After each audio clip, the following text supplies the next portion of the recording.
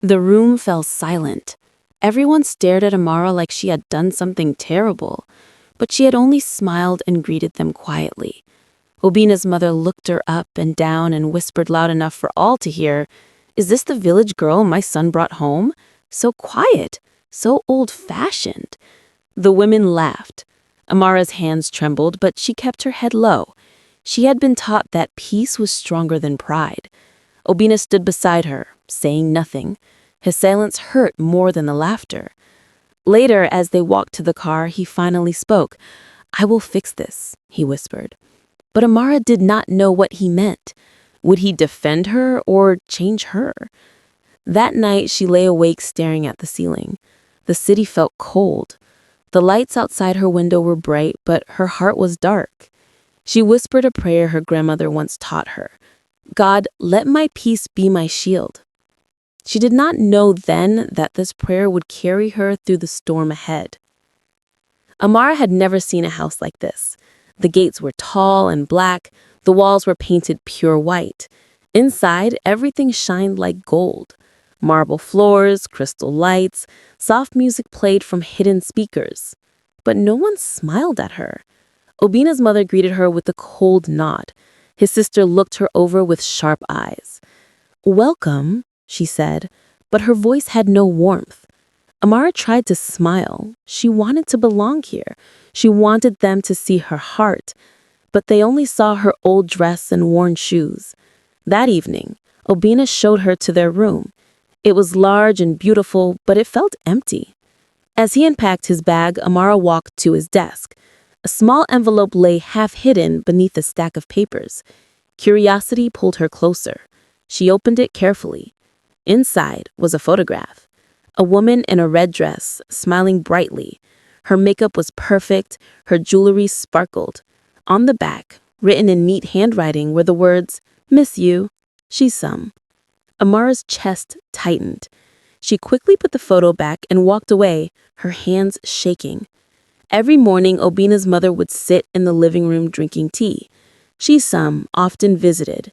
She wore designer clothes and spoke with confidence. The two of them would talk and laugh, but whenever Amara entered the room, they became quiet. One afternoon, Chisum looked at Amara and said sweetly, "You must find the city very different from your village." Amara nodded politely. "Yes, but I am learning." Chisum smiled, but it was not kind. "Learning is good, but some people are just not made for city life." Obina's mother agreed. "True, city life requires energy, style, and ambition." Amara said nothing. She poured their tea and excused herself. In the kitchen, she leaned against the wall and closed her eyes. Her chest felt heavy. Later that evening, she found a folded note on her pillow. It was written in Chisum's handwriting. "The city needs someone like me, not you." Amara sat on the bed holding the note.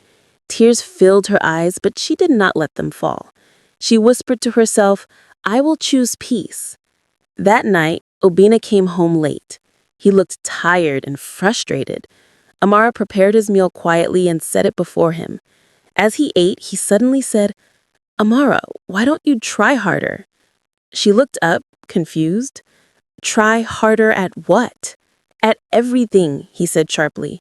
"My mother says you lack ambition. You don't talk enough. You don't dress like the other one in here. You just sit quietly like you're invisible."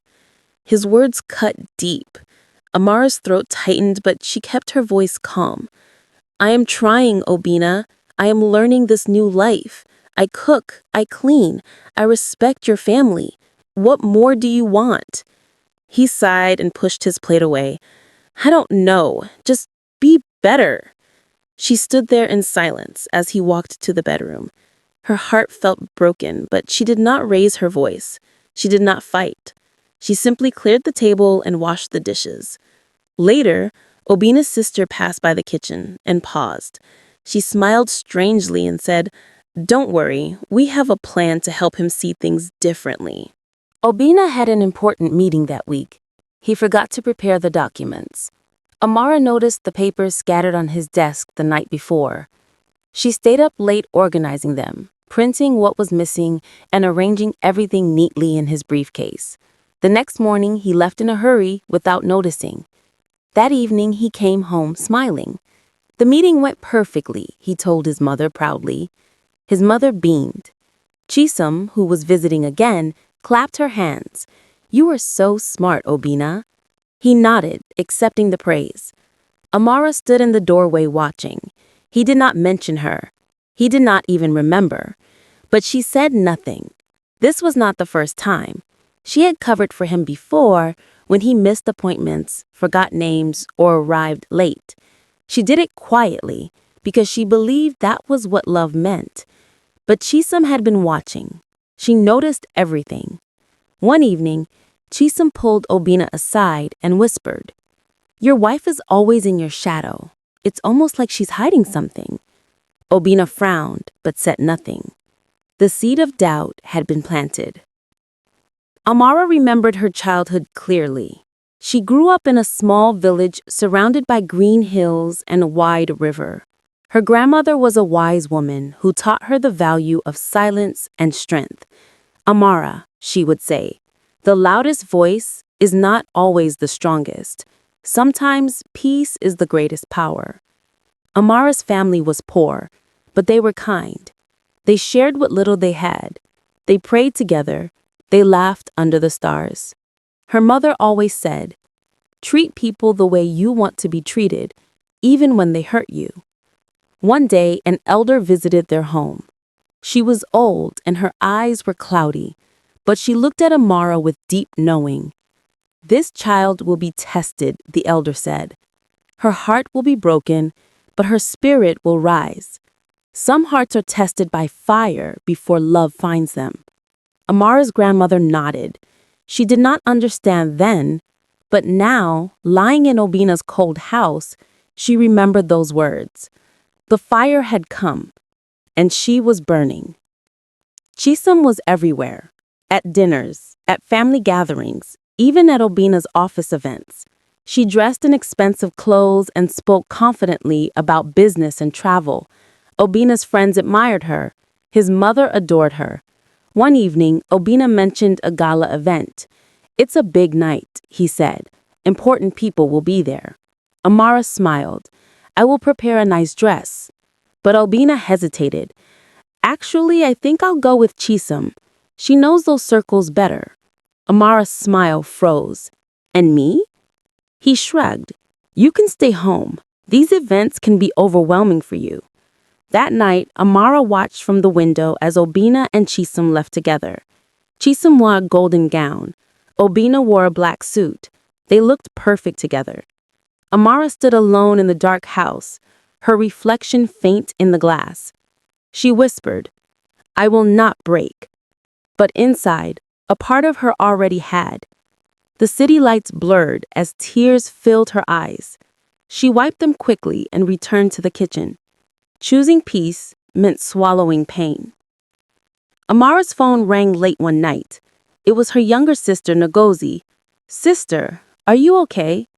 Ngozi's voice was full of concern. Amara forced herself to sound cheerful. "Yes, I am fine. Why do you ask?" "I don't know. I just feel something is wrong. Mama said you haven't called in weeks." Amara's throat tightened. "I've been busy. The city is different. There is so much to learn." Ngozi was silent for a moment. "Sister, don't let them change you. Remember who you are." Tears rolled down Amara's cheeks. "I won't forget." After the call, Amara sat on the floor holding her phone. She missed home. She missed the river. She missed her grandmother's voice. The next morning, Ngozi called their mother. "Something is wrong with sister. I can feel it." Their mother nodded. "Then we will go and see for ourselves." Meanwhile, in the city, Amara wiped her tears and prepared breakfast. Obina came down and ate without speaking. He did not notice her red eyes. He did not ask if she was okay. He simply finished his meal and left. Chisum was clever. She knew how to plant doubt without being obvious. One afternoon, she accidentally left an invoice on the dining table. It showed an expensive purchase Amara had supposedly made. Obina found it that evening. "Amara, what is this?" he asked, holding up the paper. She looked at it, confused. "I don't know. I didn't buy anything." "It has your name on it." Amara's heart raced. "Obina, I promise I did not do this." But his mother walked in at that moment. "What's going on?" Obina showed her the invoice. His mother's face hardened. "Amara, you need to be more responsible. We are not made of money." Amara wanted to scream. She wanted to defend herself, but she stayed silent. Later, she discovered the truth. The invoice was fake. Chisholm had created it to make her look careless. But by then, the damage was done. Obina's trust had cracked. He said nothing to Amara, but his eyes were colder. He watched her differently now. Amara felt the shift, and it broke her a little more. One evening, Obina was going through old emails. He found a message from Chisholm. It was dated the same day as the fake invoice incident. The email contained a confession. Chisholm had written to a friend, bragging about how she had framed Amara. Obina's hand shook as he read it. "She's too quiet, too weak. Obina needs someone strong like me. So I made him doubt her." He stared at the screen, his chest tight with guilt and confusion. He had believed Chisholm. He had doubted his own wife. But instead of confronting Chisholm or apologizing to Amara, he did nothing. He closed the laptop and walked away. That night, Amara noticed a strange tension in Obina. He would not look at her directly. He seemed distracted. "Is everything okay?" she asked gently. "Yes," he said quickly. "Everything is fine." But Amara knew something had changed. She could feel it in the air. She did not know what, but a shadow had fallen between them, and it was growing darker. One morning, a stranger appeared at the market near Obina's house. He was an old man dressed in simple robes. His eyes were calm and wise. People whispered that he was a healer, a spiritual elder who traveled from village to village.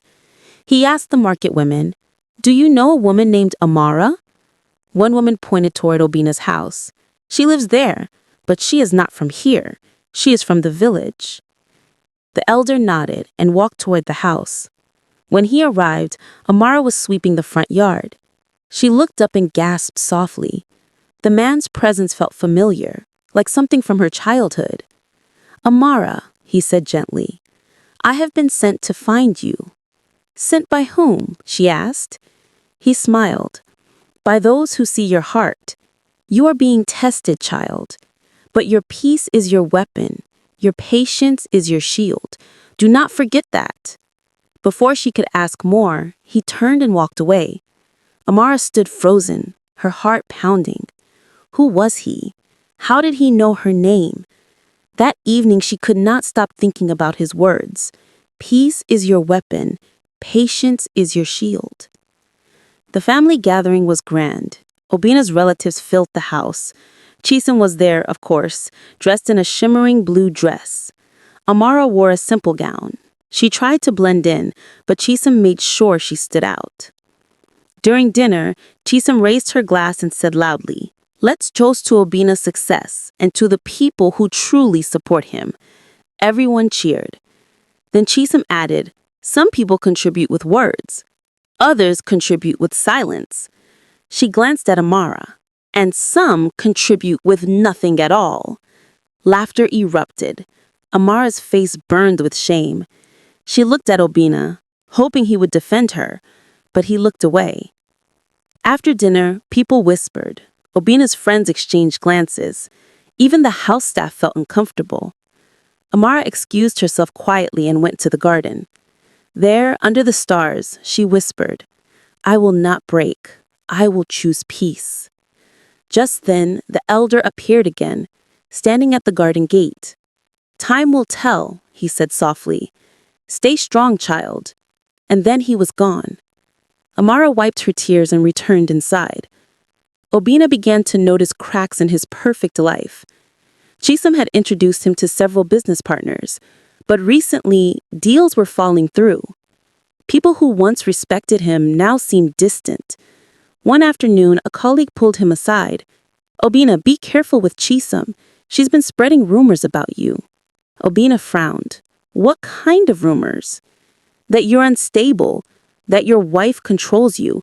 People are starting to talk." Obina's chest tightened. He remembered the email he had found.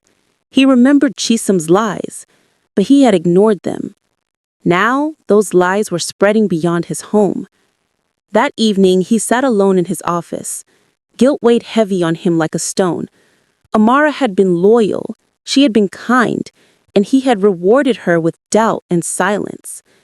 He decided he needed to confront Chisum, but fear held him back. What if she turned everyone against him?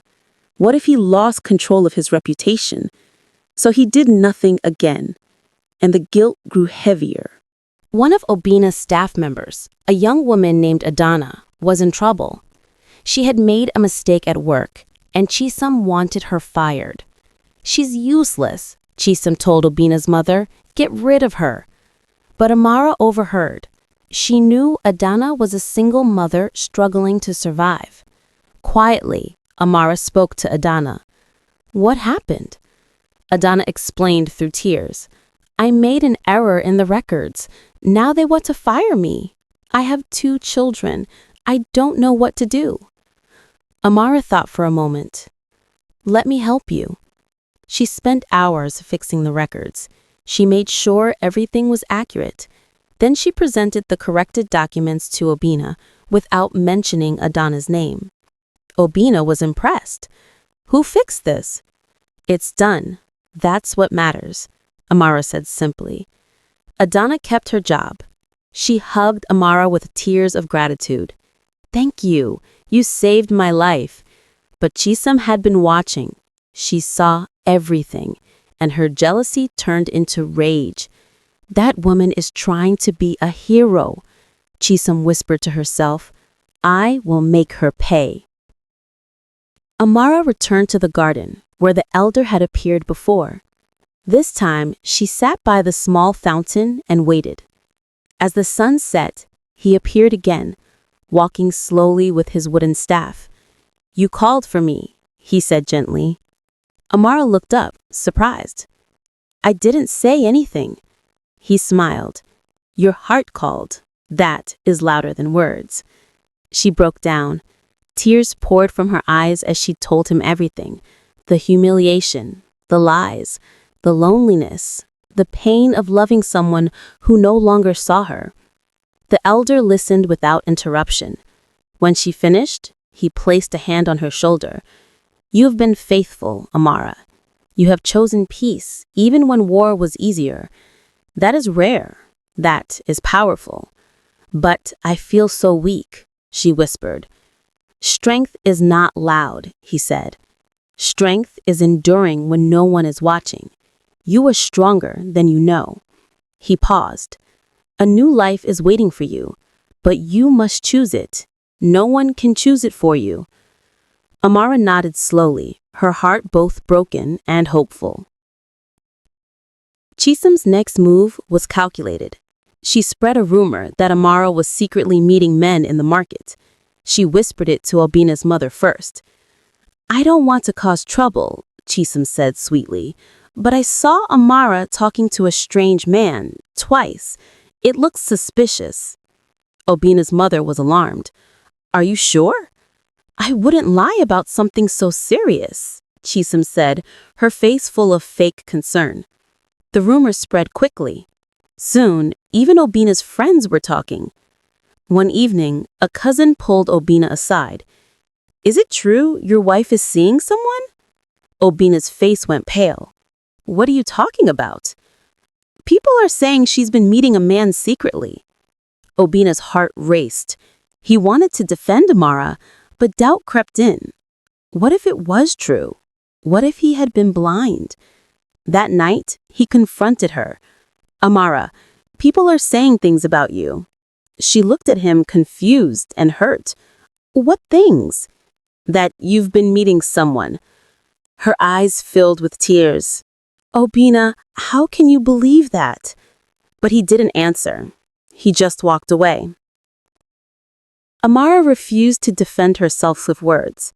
Instead, she focused on herself. Every morning she woke before sunrise and walked to the river outside the city. There she prayed. She sang the songs her grandmother taught her. She let the water wash away her pain. People in the village near the river began to notice her. "Who is that woman?" they asked. "She glows like the morning sun." One day, Obina followed her.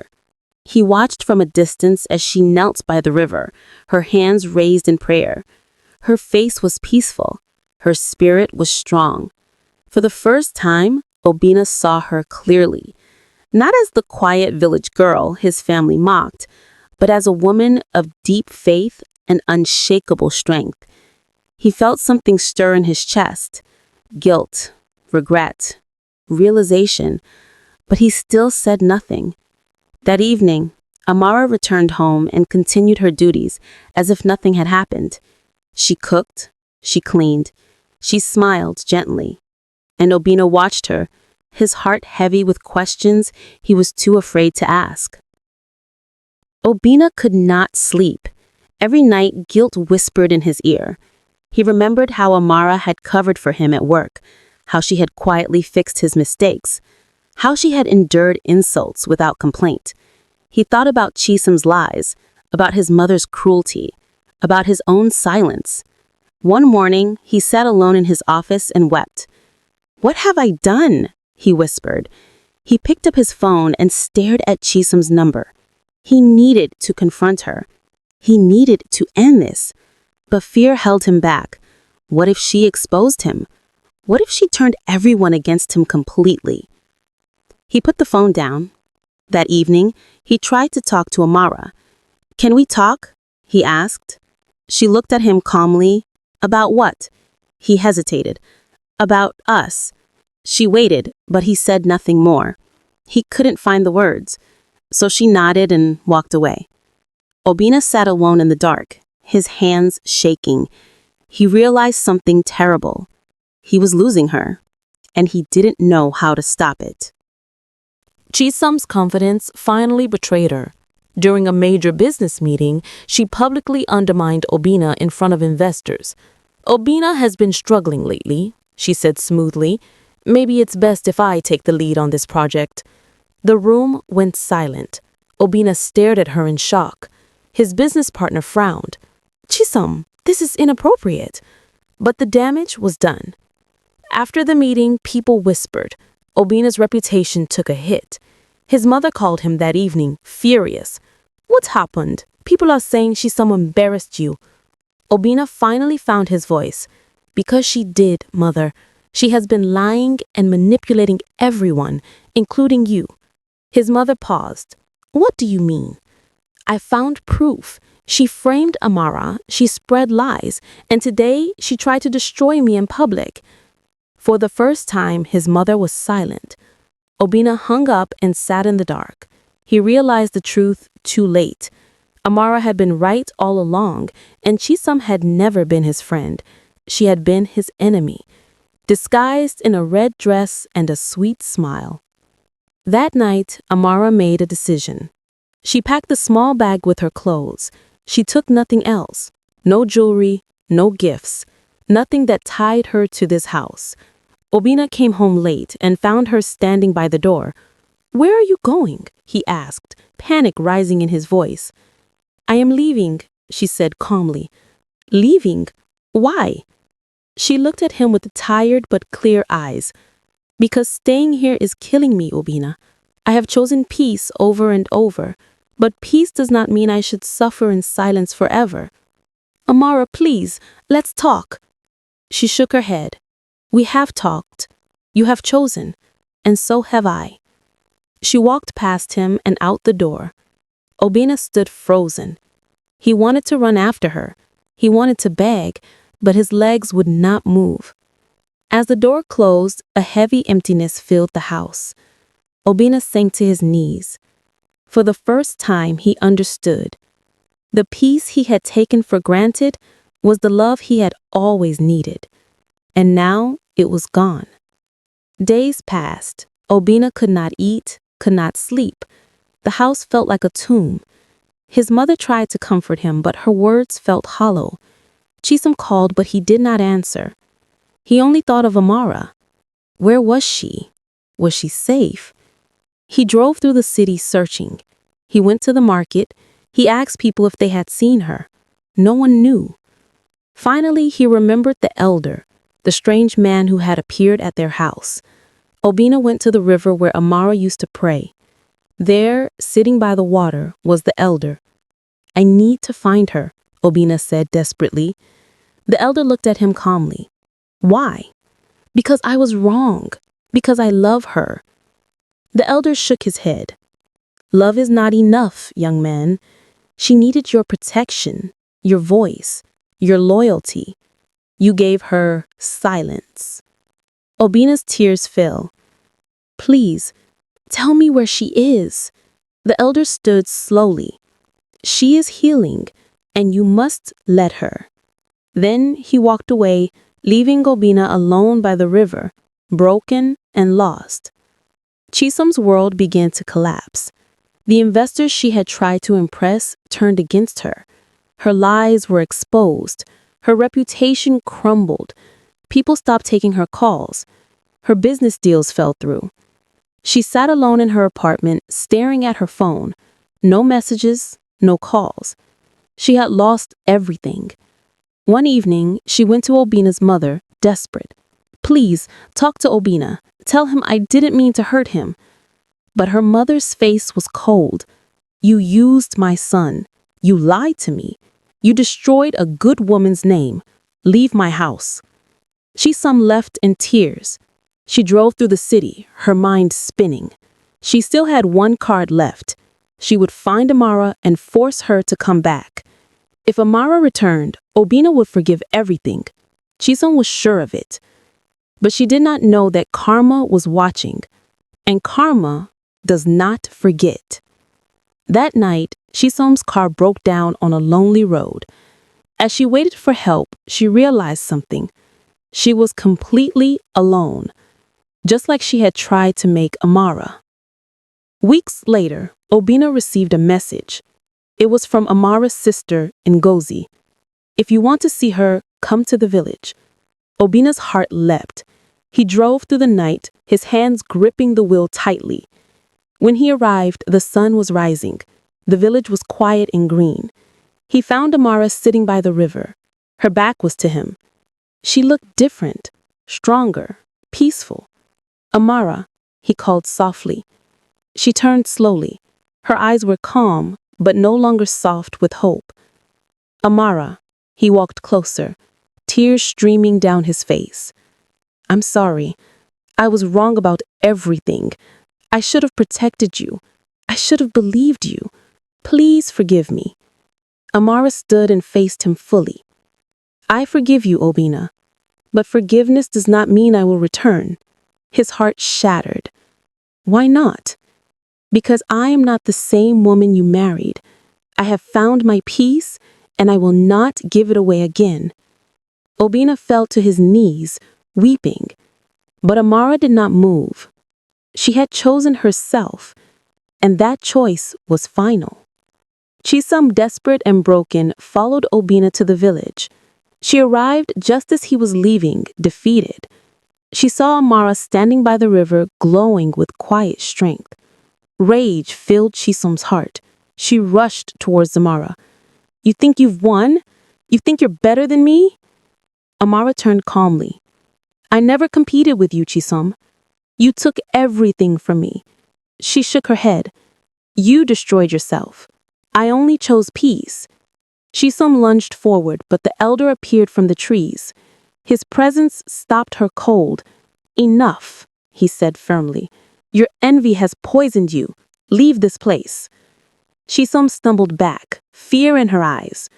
She ran to her car and drove away, screaming into the empty road. The elder turned to Amara. You have passed the test, child. Now, your true life begins. Amara smiled softly. For the first time in months, she felt truly free. Obina watched from a distance, his heart full of regret. He finally understood. The love he lost was the love he never deserved. Months later, Amara opened a small school in her village. She taught children to read and write. She shared the wisdom her grandmother had given her. One evening, a man came to the school. He was kind, quiet, and respectful. His name was Emeka. He had heard about Amara's work and wanted to help. They spoke for hours. He listened when she talked. He valued her thoughts. He saw her heart. Slowly, gently, love grew between them. Not loud or desperate love, but steady, respectful, and true. Meanwhile, Obina remained in the city. He never remarried. He lived with the memory of Amara's grace and the weight of his mistakes. Chisom disappeared from society, her name forgotten. And Amara? She stood by the river one morning, the sun rising behind her. Emeka was standing beside her, holding her hand. She whispered, "Thank you, God, for teaching me that peace is not weakness, it is power." The elder watched from the hills, smiling. The universe had delivered its justice, and true love had finally found the woman who chose peace.